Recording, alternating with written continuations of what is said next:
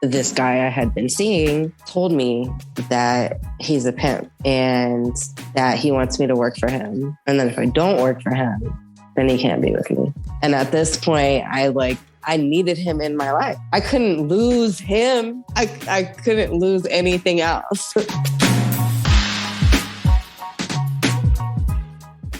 Hey, Secret Life podcast listeners. This is Tab and Gretch from Housewives of True Crime. We know you like juicy secrets and hearing the fascinating tales of people's lives, so we think you would love our true crime stories. Every week, we give you a new episode of true crime on the lighter side, so you can sleep at night. We are two friends that love comedy, sharing a little bit about our lives, and we know that you will also become our BFFs too. So check us out at Housewives of True Crime. Clink, clink.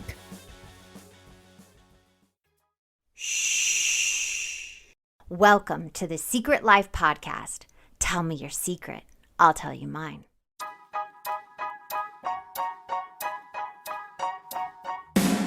Sometimes you have to go through the darkness to reach the light. That's what I did. After 12 years of recovery in sex and love addiction, I finally found my soulmate, myself. Please join me in my novel, Secret Life of a Hollywood Sex and Love Addict, a 4-time bestseller on Amazon. It's a brutal, honest, raw, gnarly ride, but hilarious at the same time. Check it out now on Amazon. Welcome to Secret Life Podcast. I'm Brianne Davis-Gant. Today I'm pulling back the curtains of all kinds of human secrets. We'll hear about what people are hiding from themselves or others. You know, those deep, dark secrets you probably want to take to your grave, or those lighter, funnier secrets that are just plain embarrassing. Really, the how, what, when, where, and why of it all. Today, my guest is Chelsea. Now, Chelsea, I have a question for you. Dun, dun, dun. What is your secret? My secret is that I am a survivor of sex trafficking. Oh, wow. When did you survive this? How many years have you been out? I escaped my trafficker, or how I referred to him was my pimp, almost 7 years ago. It'll actually be on the 11th. It'll be 7 years. Wow. Wow. Okay, let's take it back now. I just wanted to say that up front that you have been 7 years out and you're a survivor. And I'm so grateful you reached out to me. So how did this start? Like, tell me. I'm a survivor also of childhood abuse. So there was abuse in my home, and one parent was physically and emotionally abusive toward me, emotionally abusive toward my sibling and my other parent as well. And then I'm understanding now as an adult that there was a lot of gaslighting toward me because it was easier to name me as the problem, as the defiant child, the child acting up, than to admit that there was abuse going on in the home. Yeah. So for the majority of my childhood, that was just what was accepted, was that I was the bad kid. I was defiant. I was a problem child. One. I kind of got that too. And it makes you feel as a child like something is wrong with you. And but internally you're like suffering and nobody's talking about it. And if you try to talk about it, then they tell you you're wrong. Did you feel that? Yeah. Yeah, absolutely. It was a long time before I ever stood up for myself, like questioned what was happening. I would always stand up for, say, like my mom or my sister, if that ever arose. No problem standing up for anyone else, but for myself, it took a long time. And when that first happened, when I first did, I was told, stop making him mad. Yeah. That's the thing. Yeah. And you're like, stop. And you're like, wait. And gaslighting is so tricky. It's such a mind fuck, right? Like, you go, wait, did I see that wrong? Did I twist it wrong? Did that really happen? All that stuff comes into play. Yeah. So that definitely played a major role in the way I operated, the way I saw myself in the world. I did end up having difficulties, like in school, for instance, I just stopped participating. Stop trying. Yeah, I wouldn't. I just didn't care. So, eventually my parents split up when I was 15, and my dad didn't get custody. I was just with my mom. So, within a year, she sent me away, and where'd you get sent to? At first, I got sent to a wilderness therapy program. Okay. That for what? She saw on Dr. Phil. Oh, no. Oh, my God. That's so funny. I just saw something on Dr. Phil, and I'm like, who would send their child there? And then you just said that. Me. Yeah, I love it. But what was the therapy for? Was it like emotional therapy or like understanding why a child's working out? Like, what was it for? It really was like the therapy aspect of it was such a joke. Oh my God, you're making me laugh. So we would go like once a week, the therapist would drive up to where we were on the mountain in the middle of nowhere in the Rocky Mountains, drive up in their truck, and we will, have our therapy sessions in their truck. So there were two therapists, and the one I had, would interrupt me as I was talking to point out like a deer off in the distance. Oh my God. It was so bizarre. But I do feel like, the purpose being to get the kid away from the situation, shake things up. Looking back, I learned some skills being out there. It was cool to be out in nature and connect. There was like an element of like building some self-efficacy by learning these different skills that we had to do. But yeah, the therapy aspect was kind of a joke. And, mind you, like it's not my choice to be there. So I'm not participating for my sake. I'm doing whatever I need to do to go home. Yeah. Yeah. So yeah, like my manipulation skills improved as well. As I learned what to say, how to behave even more. Yeah. Keep it all hidden, put on a mask, play that role. Right. So I was there for 4 months and came home. It was, maybe a month or so, before my mom kicked me out. How old were you? I was 16. Wow. So this played a major role. So I was living on the streets. I didn't have, most of my friends were also teenagers. They couldn't just take me in. My best friend was also homeless with me. So the two of us, at least I had her, but we were roaming the streets. And this was also like the beginning of the housing crisis in California. So there were a lot of people who were beginning to be displaced and on the streets out there. What, like 2008, 2009, was that? 2006, summer 2006. Yeah. So this was when it was first, like people were first starting to have those homes and stuff like that. Yeah. Yeah. Wow. So I would see like families out there, How did you survive that? Where did you sleep? Lots of times that meant most of the time that meant hanging out with random guys. Yeah. Sometimes they would be guys we knew. Sometimes they would be guys that we just met. Happily, we didn't always have to sleep with them. Just the allure of us being there would help. Normally get some food or whatever from being there, but do a lot of hitchhiking, a lot of panhandling, be at the parks and just doing like little like weed hustles and stuff like that with the high schoolers. But there were also nights where we just roamed the streets all night, and where we went hungry.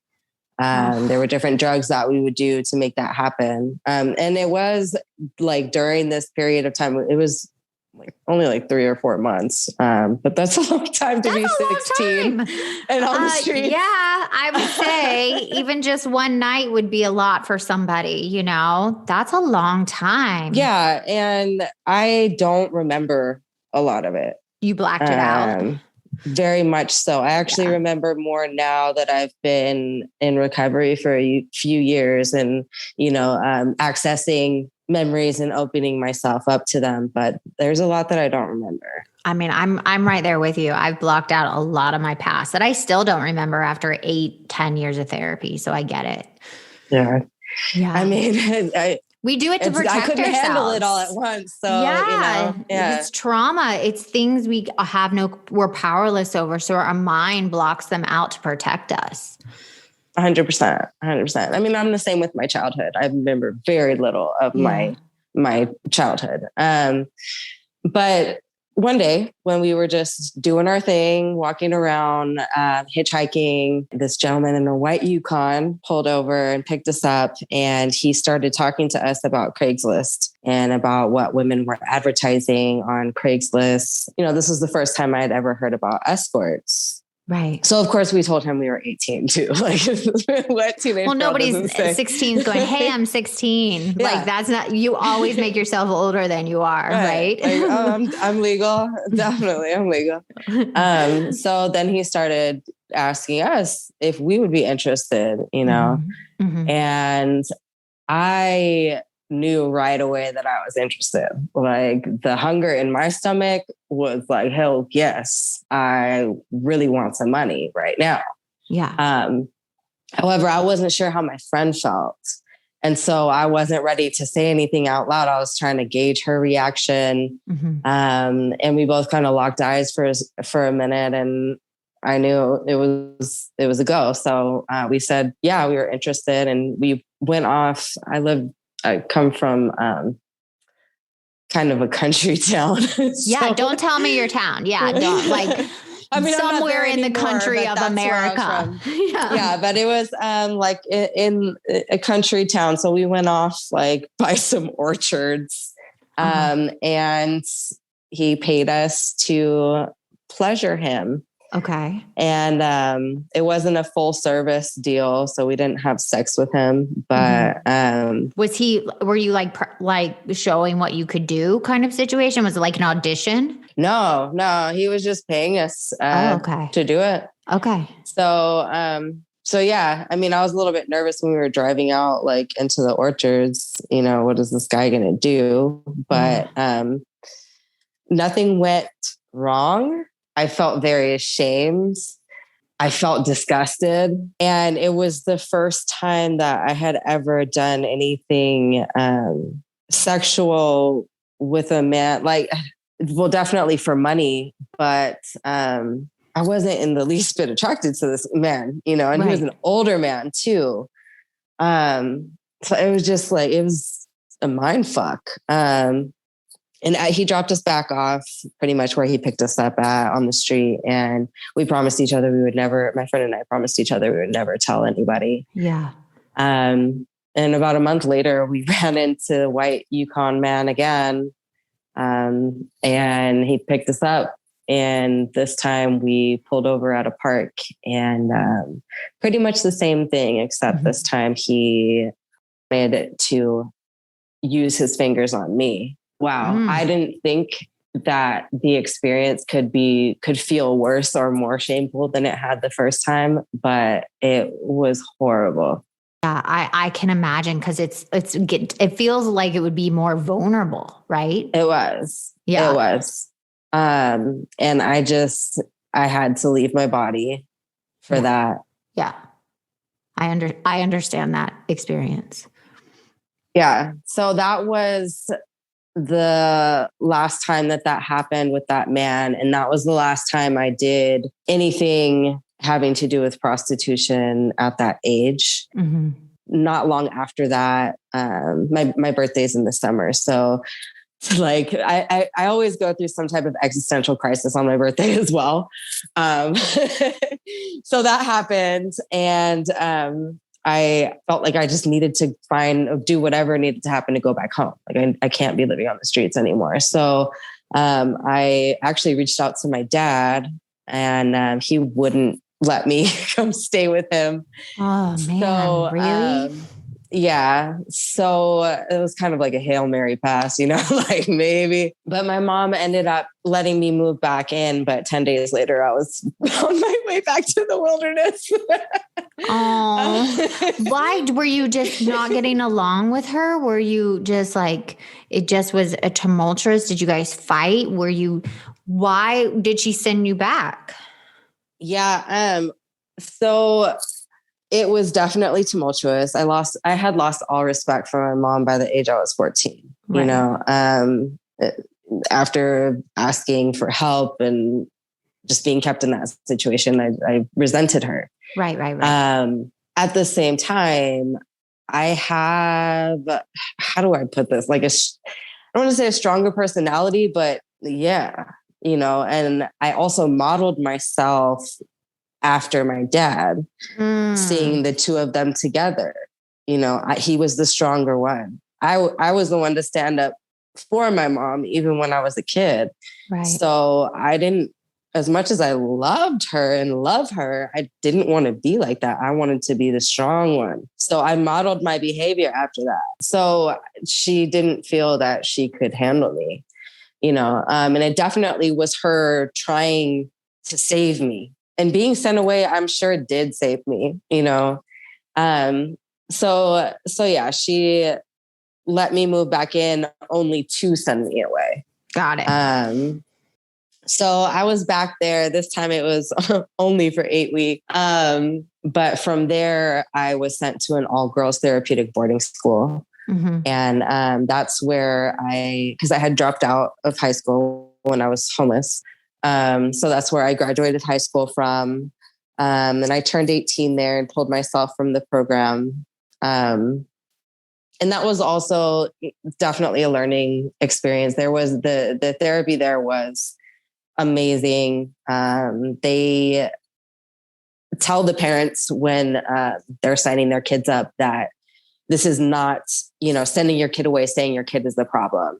The child is showing red flags that there's an issue in the family. So their whole approach was like the family. It's a family unit. It's a family problem. It's not just the child is a bad child. I love that because it's the truth. It's trauma. Right. It's not stability, you know? Yeah. And so that they have trainings that the students go through throughout and there are also trainings that the parents go through, and then there are family trainings. Oh, that's great. So that was really helpful. And I know like my mom still talks about, my mom got so much out of it. And my sister did as well. My dad did not, he came to the parent training. He didn't participate any further. Yeah, that's a problem. Yeah. He wasn't ready. Clearly, no, he wasn't ready. Yes, he was doing the best he could with what he had. Yeah. So I was there for 10 months. And then I didn't graduate the program. I pulled myself after I turned 18. And so there were, it seems like a few years, but really like I just lived a lot of places when I was 18. I moved around a lot. My mom wouldn't let me move back home. So she helped me get a place in Arizona. And so I had my first apartment, you know, lived there for a few months.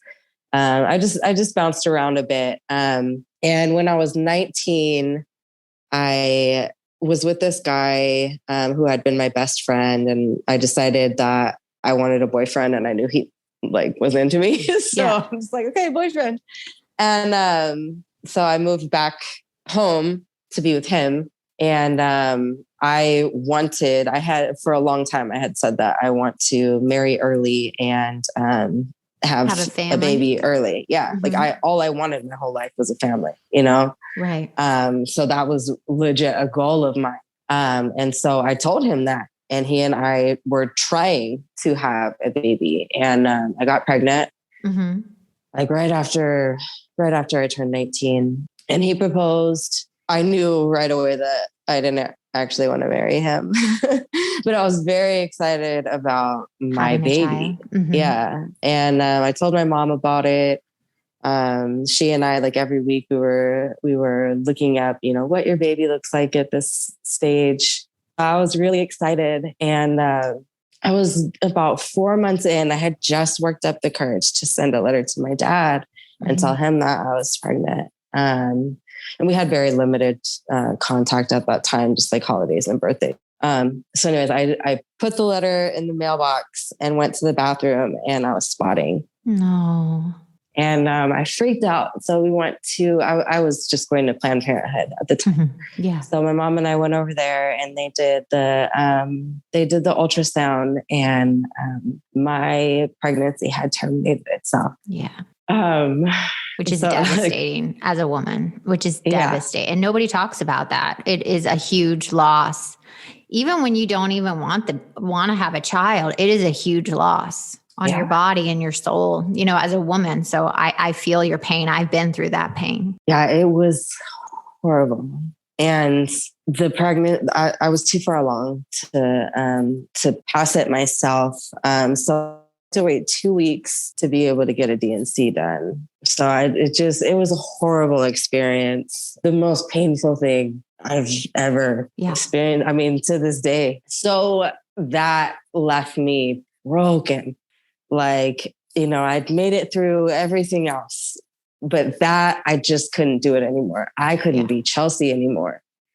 I felt like, I was, you know, raised in the church, not super like religious, but very much about like love and compassion. And I had my faith, and that I felt like God was just like, nope. The one thing I always wanted was a family. And I felt like God was like, no, you don't deserve that. Like, you are a bad person. You don't get that. You don't get this, what you've been wanting. You don't get a child punishing you almost, right? Yeah. So I just felt like completely forsaken. I just couldn't be me. I couldn't do it. So I had started taking this at the junior college. I met this guy there who looked familiar. He kept saying he knew me, but I didn't know who he was. But in any case, I started talking to him, and he and his friends would come over and hang out with me after school. And I was into his friend. His friend was like this John Legend looking dude. Like, I was like, ooh, okay. I was into him. So I was kind of like, you know, dating him. But this other guy who claimed to know me was just so charismatic, and like, I liked what he had to say. He was very intelligent. He was funny. And I noticed that I got along with him better. So we started spending time together, and he would say things like he noticed my intelligence, like things that no one else, you know, at that point I had become used to men only caring what I looked like. You know, it had nothing to do with my personality or any of that. They just, you know, wanted to get it in. Exactly. Yeah. The sex instead of like your mind or you as a person. Mm-hmm. Right. And this guy was interested in the things I had to say, and me and who I was and my past. And he empathized with me, and he didn't judge me. And I felt this new zest for life being around him. And he became so important to me so quickly. He also showered me with attention. He was blowing me up nonstop. He was love bombing you. Love bombing you. Yes. Yeah. Be wary of those love bombers. Yes. Like it was like he couldn't get enough of me. So we started sleeping together, and about as soon as that happened, he didn't leave my side for 3 days. Like, he didn't leave. I was living at my mom's house at the time. And so I would make him sleep, because I wouldn't, even though I was having sex with him, I wouldn't let him sleep in my bed. So I'd make him sleep in the guest room. But he just stayed with me for 3 days. And on the third day, we went over to his cousin's house, and he didn't really explain the situation to me, but his cousin had 3 women living with him, and like their kid, like they lived there, like their kids and everything. So we were just over there drinking, and I was noticing the way that his cousin talked to these other women. Like one of them, he was more loving with, he still told her what to do, but it seemed more like that was his girlfriend. And then the other 2, he talked down to more and ordered around. They had to sit on the floor. I could just tell that there was a hierarchy going on. So the next day, this guy I had been seeing told me that he's a pimp and that he wants me to work for him. And then if I don't work for him, then he can't be with me. Oh. And at this point, I needed him in my life. I couldn't lose him. I couldn't lose anything else. Also, he loved bombed you, and he had that, it's that intimacy that it's too quickly. So you get attached, and especially if you're coming from a broken place and you've gone through all this trauma, of course you latch onto the one person, in your life that is showing you respect, cares about what you say, and then love bombs you on top of it. It's very intoxicating. I get it. 100%. I even asked him if I could just work a regular job and give him the money, but he was not having it. So you said yes then, right? So I said yes. I did not tell him about what I had done with the man in the white Yukon when I was 16. I knew to keep that to myself. Okay. I've never been completely game goofy. So I knew to keep certain information to myself. But yeah, he quickly, the first week was all about training. So he was making sure that I knew how to do the different things I would need to know how to do. Wow. And he had me watching different movies, like Bossin' Up, which is an obscure Snoop Dogg movie. Oh. He made me watch that. There were these more interview based movies that he had me watch to help game me up and drilled the rules of the game into me, which I grew up in a very strict household. So rules, I operated under the false belief that if I follow the rules, I'll be safe. Right. So I was all about learning those rules. And then after about a week, he put me around another, I say hoe. So if anybody's offended by that, it's not meant to be offensive. Around another hoe, another escort, to watch what was going on. And I had to sit in the closet and see what happened. And how did you feel sitting in the closet watching? It felt really weird, awkward, because at that time, I'm not used to watching other people in sexual situations either.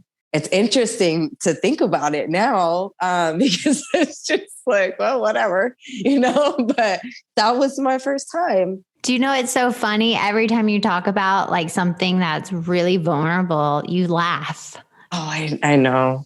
No, I just wanted to point it out because, underneath you sitting in that closet, because when you're telling me right now, my heart is breaking. And it's just that must have been so hard to stay, to do that, to sit there and watch that. And because you knew sooner or later that was going to be you on the other side. Yeah. And I guess, also by that point, I was already really good at compartmentalizing. Yeah. So I was really focused on observing what was going on. I wanted to learn, not only how to deal with the client, but safety seemed like a big issue for me. So right away, I was already noticing things that I felt uncomfortable with. Right. We were in this girl's house. So this strange person is coming up to her door, coming inside. She doesn't even have the money yet. She doesn't know if it's a cop yet. All these things I'm noticing are right away just seemed wrong to me. So what was that first time for you? So my first time, I was at a hotel room, and actually my first one went bad. And and luckily that was during the time that my pimp would still sit outside, but he had to come in. The dude was just angry that he wasn't going to be getting sex for what he was paying. I was not offering full service. I was offering full body sensual massage, which is you get a massage and a happy ending, essentially. Yeah. So he was upset that. Can I ask how much you charged? Yeah. Starting out, I charged $115 for 15 minutes, $150 for a half hour, and $200 for the hour. Got it. Okay, cool. So, and at that time, that wasn't super crazy. That was that was not too long after the Craigslist killer. So, oh my God. Are you serious? Yeah. So Craigslist was down at that point. Craigslist was still down. So, in Northern California, they were using My Red Book was really popular. There were other sites as well that were popular, but that's the one that I was on. And so, at least at that time it was safer, but it quickly became horrible because the buyers kind of ran that. So then it became really cheap and it became all about bareback stuff and all that. What's bareback? That happened. Wait. Bareback is no protection. Oh my God. Yeah, Seriously. so Wow. That happened during the time I was out there escorting. So within 2 years, it rapidly went downhill. So that's one of the things that made it challenging for me because I was not willing to do that. Yeah. I also was not willing to lower my prices, but I really quickly designed things for myself. I wouldn't have the client come inside until I had the money. So I'll meet them outside. I'll get the money, safely, and then I'll bring them in. I would never put because in the ads you can't put what you're gonna do anyways. Yeah. I would never lie to them if they asked if it was full service. I would say no, but other than that, obviously I'm working the upsell. So yeah, I just started making things work myself. But I mean, within a couple of weeks I knew that I was afraid and I wanted to get away. But you couldn't, right? No, I couldn't. At first he threatened me with exposure. Did he take pictures of you or anything, or he was just going to spread the word that's what you were doing? Yeah, he was going to spread the word. I mean, he had pictures of me because at that time I was using actual pictures of me for the ads. Yeah. And then my phone number as well. My actual phone number is so funny. When I first started that's what we were doing. But, I was learning to be safe. So yeah, he would threaten me with exposure, and I was so ashamed. I didn't want my friends to know. I still had friends at the time. I didn't want them to know. And then he would also threaten to have my mom beat up, and that's the one that really got me. Oh, geez. So it wasn't long before everybody knew what I was doing, anyways. So the exposure part. How'd they find out? Because he would tell everybody anyways. He told everybody anyways? Yes, he loved the fame of being a pimp. He loved that. And, mind you, when I met this dude, he was kind of fresh out of jail. He didn't even have a cell phone of his own, First of all, you didn't tell me he was just out of jail, girl. You kept that part out. You just told me that. Oh, you just got trapped. It's one of those things that doesn't occur to me. Yeah. Before we go forward in how you got out, but can you tell me the worst experience? What was that lowest of the low was there a moment where you're like, I can't do this anymore? I mean, there were so many. I tried to escape feeling you were going to say many times. Yeah. Many, many times I tried to escape and he always would find me. How scary. Always would get me. I think one of the lowest points was this time we had, there was another girl working for him, and she, I liked her. She seemed to respect me. She saw the situation for what it was, that I was the one who actually knew how to get the money and was actually getting the money. So she really just wanted to be around me. But the way he liked to dominate, other than through just pure intimidation, was through sex. So we were all at the house one night, and one of his friends, and he started trying to get things going, and he had promised me that he wouldn't get anything going with this girl. Because he used to force me to have sex with his friends, or, if there were other girls working for him, with them. But you just said, not this girl. Don't. Yeah. I said, please don't. I hated it. I hated it. Yeah. And so I pleaded with him, this girl, and he promised, and lo and behold, he tried to get it going. I wasn't having it. I flipped. There's something about me, as if the injustice just becomes too much, a switch just flips in me. And it's not safe because I'll attack, and I'm very small. I'm never the one who's going to physically dominate, but it just happens. So I just flew off the handle. And so he and I were like fighting, wrestling over him breaking his promise and trying to make this sexually domineering threesome happen. And I just had enough at that point. Like it was the betrayal was just too much. Like the one thing you asked him after all the things he's put you through, he still pushed it. And you're like, I'm done. Yeah. And I mean, it's interesting that like this, like I said, this is just one instance, but it stands out a lot to me because of how crushed I felt. I really loved this man. And I was just so brokenhearted, but I couldn't leave either. So what made you leave? How'd you get out? By that time I was working at a legal brothel. And I had been working at a legal brothel for a few years. I had moved us to LA. We're starting a record label and whatever. So we were like trying to do legal things as well. But the money for a long time had been in my name because it was like legal paychecks and all that stuff. So I was coming home from a long trip at work, like a 3-week trip. He knew I was coming home and I found him in bed with this girl who had been working for him, who I had like vetoed because there was just too much problems. They were just like hugged up, sleeping there. So I just said, well, isn't this cute? And that woke them up. And of course, the girl was like freaking out, dropped my suitcases on the floor, opened them up, started pulling my work shit out and just throwing my clothes in, like not saying anything. And he's trying to reason with me. She's grabbing her stuff, trying to get out there as quickly as she can. But I'm ready to take off. Like he tried to keep me there, wrestled me, followed me to the airport. But I, got on a plane, flew to my mom's house, flew to work from there. Where were you working also? I was just working at one of the legal brothels out here in Nevada. Mm-hmm. So flew back to work. And I was getting ready and thinking to myself of like, what can I do to spice up our sex life? So he doesn't cheat on you? Yeah. What can I do? I'm straightening my hair. I love when people think that. I'm like, wait a second. That has nothing to do with you. But you're like, what can I do to make him not cheat on me?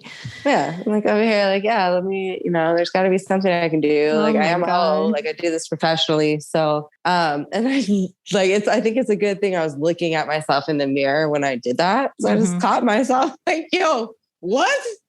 I beg your pardon. What?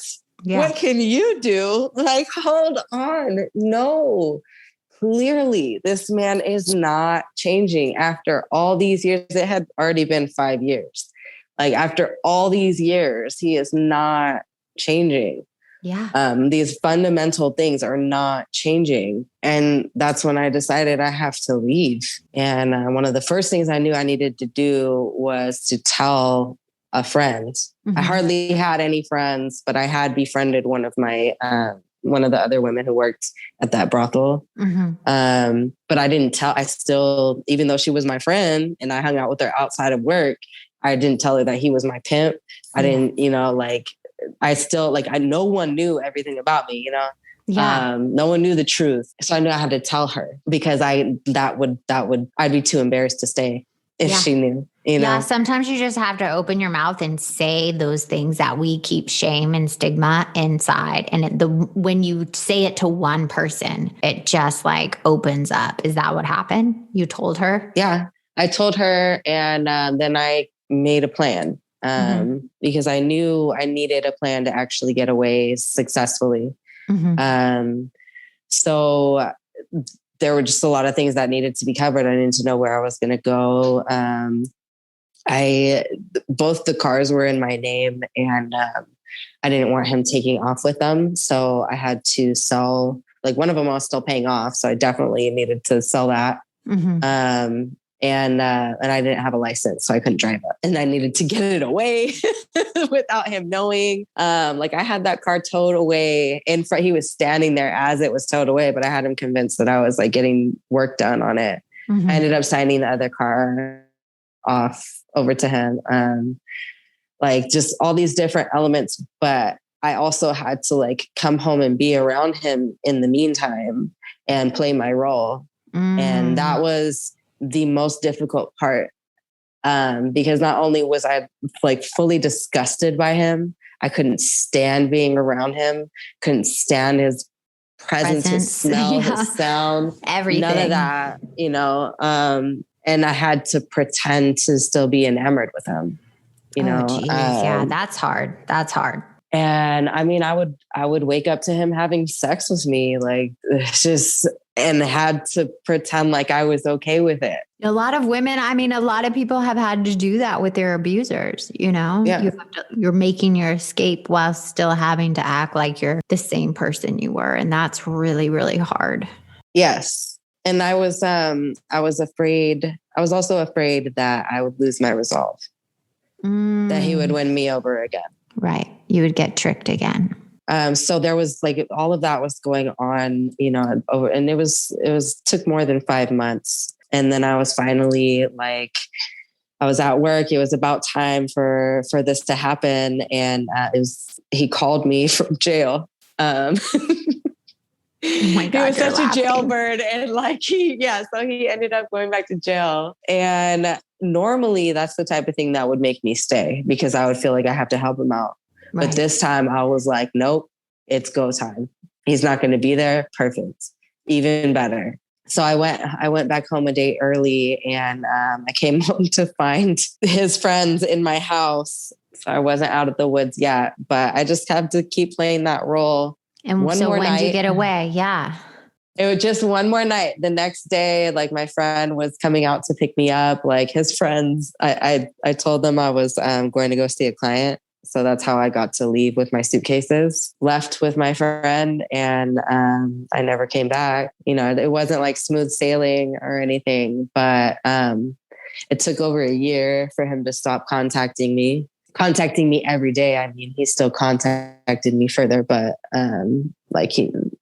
every day for over a year, so still trying to get me back. I've not seen him. Did you change your number finally? No, I never did. I never did. Wow. And the last time I had heard from him was 2017. That was like his last time drunkenly trying to get me back, until this week. Actually, what? He has contacted me 3 times this week on Facebook Messenger, which we're not friends. So he can't see that I've seen his message. Oh my God, how random. And we're recording this week. That's so crazy. Right. Yeah. So I'm not gonna have contact with him. I'm just not going to. I'm not interested in it. I've been in recovery for just over 3 years, 3.5 years. Yay. So yeah, as a survivor of abuse and a survivor of sex trafficking, it wasn't until after I had started recovery that I even realized what I went through was sex trafficking. Yeah. It took me another abusive relationship to get into recovery. Unfortunately. But fortunately, you see it now. Yeah. It takes what it takes, it takes what it takes, but you are on the other side of the abuse. You're on the other side. And now you can help people. Yes. And that's really what I'm working toward now. Working on helping with some different organizations and stuff, but also doing some public speaking and sharing my experience. Because honestly, it helps me though. Being of service and telling your truth helps you heal just as much as the other person. I mean, that's why I started the podcast. So people can come on and share their truth, that they are not alone. You are not alone. If you're in a bad relationship, if you find yourself in this cycle of abuse, and even emotional abuse is sometimes worse. So I applaud you for speaking out. Thank you. And it's definitely been helpful. And this year is the first year that I'm really willing to be completely public with my story. I've already started to see that hits me in ways that I wouldn't have necessarily expected. For instance, my traffickers randomly calling me. That happens. They come out of the woodwork, man. But sometimes that just shows us how much we've grown. Yeah. It's a reminder, I'm never going back there ever again. Never again. I have a question before we end, and I'm just so grateful for you sharing all these secrets and your story and just being so open and vulnerable about it. But my question for you, if someone's out there listening right now, they find themselves in a similar situation or in an abusive relationship that they can't get out of, what would be your advice for them? That they can't get out of, or that they're not ready to get out of? I mean, one or the other. I mean, it's pretty much sometimes the same thing, right? It really, like, for one thing, it took me being ready to do it. I mean, I look back on it, I don't know how I made it. I don't know how I made it through because I was not willing to involve other people in that process or have anyone save me. Right. So a lot of people might be in that situation. I didn't have anybody save me. I had learned to value myself at least that much to know that I deserved something better. Mm-hmm. And it took being innovative. It took a long time. But I just was willing to do whatever it took to get out. So whatever that means, like, however you find that you value yourself, I've started to value myself through fitness. Like that was the first thing I ever did for me. Without that, I don't know that I would value myself enough.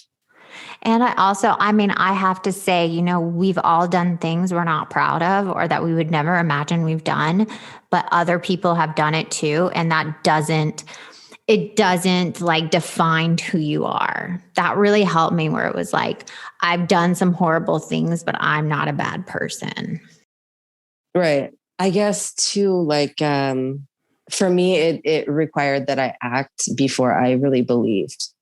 So I had to act in my defense, even though I didn't believe that I deserved defending. I had to act as though I loved myself, even though I didn't feel that way yet. But by my doing that, I began to internalize that.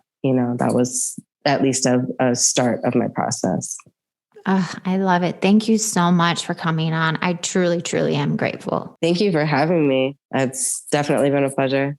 And if you want to be on the show, please email me at secretlifepodcast@icloud.com. Until next time.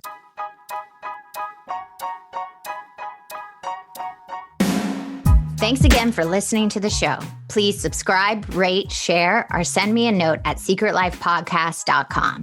And if you like to check out my book, head over to secretlifenovel.com or Amazon to pick up a copy for yourself or someone you love. Thanks again. See you soon.